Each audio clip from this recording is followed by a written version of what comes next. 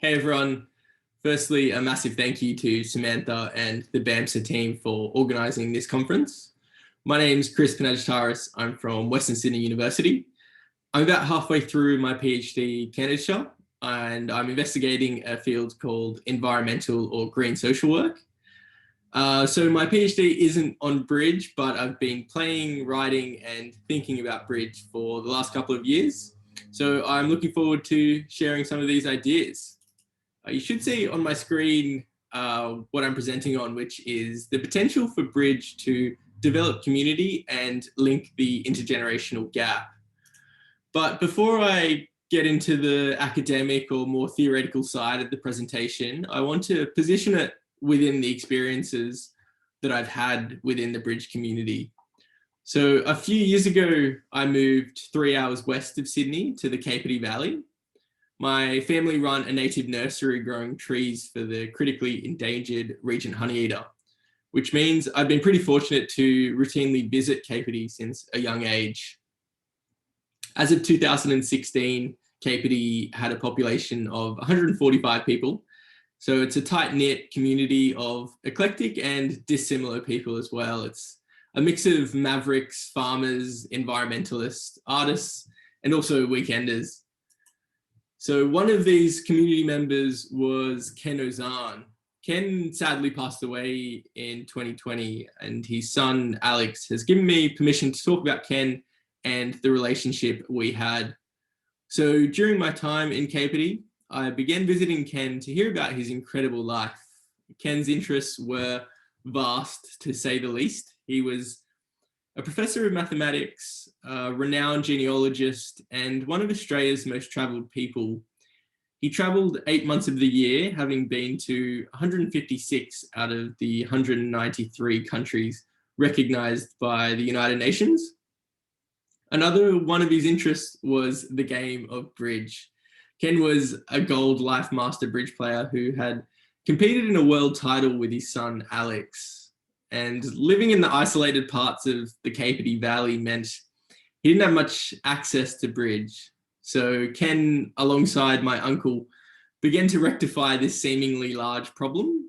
And so the Kapiti Valley Bridge Club began, a non-affiliated club operating at the local hall. And Ken, who had played on and off for about 4 decades, patiently taught us the mechanics of the game. Whilst distracting myself from my own studies, I took to travelling around rural Australia, competing with Ken in bridge competitions. And yeah, we spent a lot of time together, but I guess friendship would seem a much better suited term than mentor. Although I did question and ask and probe advice from Ken at all costs. But this experience of intergenerational friendship with Ken and my experience in bridge communities more broadly made me realize how exceptional and special they are. So that's, I guess, a bit of background about my experience so far. And now I want to go a little deeper and talk about bridge as a potential tool for community development. There is a modest resurgence and interest in the historian and social critic Christopher Lasch. Considered by a growing number as prophetic, Lasch in the mid-70s was able to foretell our individualized, self-conscious and atomized culture. Lasch argues that money has become the measure of all value, but this fails to speak to how communities depend on more intrinsic values like family, social ties, obligation, reciprocity, and responsibility, which have begun to be eroded by neoliberal capitalism. And Case and Deaton have shown the shattering consequences of this trend through the deaths of despair phenomena. That is the upward trend of suicide, drug overdose, and alcoholism amongst the working class, particularly for those without a higher degree qualification. Case and Deaton show how our current social and economic forces are making life really difficult for the working class. And the antidote to such problems, according to Lasch, would be localized, self-governing and democratic communities.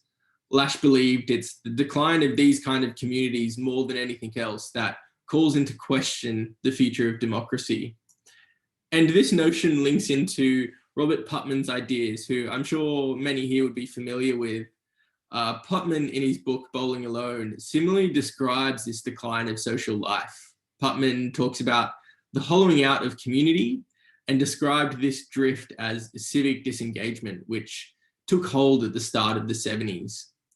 So there is decreasing opportunity for community connection and face-to-face interaction as well, particularly without having to spend money or be considered loitering. I was trying to think of spaces where you could do this, and the only one that came to mind was the library.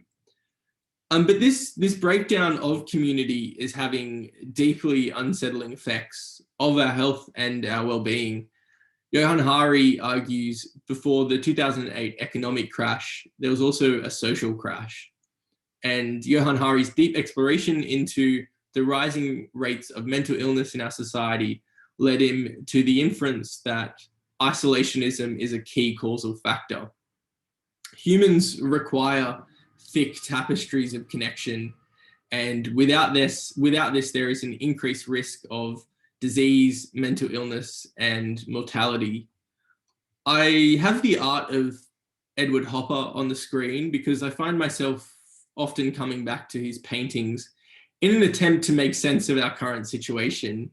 Hopper's paintings have the aesthetics of alienation, and they represent that liminal space between community and isolation. Mark Fisher asks, how has it become so acceptable that so many people, and especially so many young people, are ill? And from this question, or from this position, he argues for a repoliticization of mental illness. Analogously, I want to argue, how has it become so common for the rates of loneliness in our society, and how has that become so normal, particularly amongst our elderly? Here in Australia, men over 85 have the highest rates of suicide. And coming back to Johann Hari's point, there is a causal link between the decline in social connection and the rise in mental illness. Once the communities that gave working class life ballast, such as union, churches, clubs, once they became eroded, a gentle influence and meaning became weakened. However, the pressing challenge of today now lies in re-establishing a sense of concern for the whole community. Martin Luther King Jr. said that we are caught in an inescapable network of mutuality.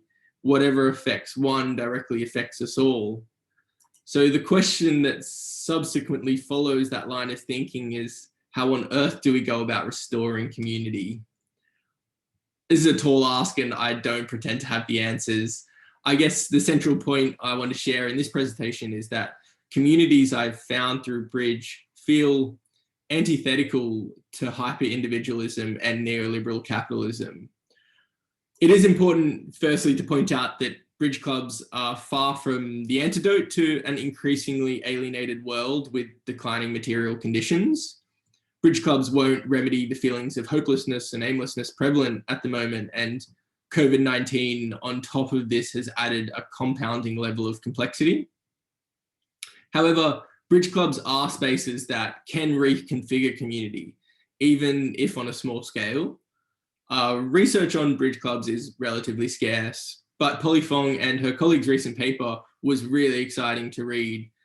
They explored the experiences of Bridge members, finding that participants had a greater sense of purpose and meaning in their lives through their Bridge community. And this has also been my anecdotal experience at Bridge clubs. I've heard from more than one person that the reason they get out of bed in the morning is because of their Bridge community. Bridge clubs provide this sense of relational care and community that develops into meaning, which extends far beyond the actual card play. But I guess so far I've given a lot of time to community and the decline of community, and little to this idea of intergenerationality. But I think they are implicit within each other. And in a forthcoming book on novel community development approaches, I'm making the argument that Bridge is a sound avenue to enhance community connection, particularly intergenerationally. Based on my experience with Ken, I hypothesized in the article that despite bridge being largely played by older people, it can also be taught to young people with positive communal implications. There was an incredible warmth and generosity when Ken and I turned up to bridge competitions. Players frequently pointed out how nice it was to see a younger person playing and how nice it was to see an intergenerational partnership. And I developed some really lovely friendships as a result of going to these clubs. Despite Ken's passing, the club in the Kapiti Valley has remained strong. It was affected by the devastating fires of 2019 and 20, during which a federal member visited the club to speak to the community, which shows it has become a space where you can find community members. Although I don't want to romanticize the Kapiti Valley community, it is, as all communities are, rife with internal contradictions, politics, and conflict, but at least it is a community. So I guess what I want to end on is that alongside the joys of incremental improvement and deep concentration, I think Bridge presents a really exciting opportunity to enrich the social fabric of our lives and perhaps begin to conceptualize what a restoration to community could look like. Thanks for listening, and I'm looking forward to the panel.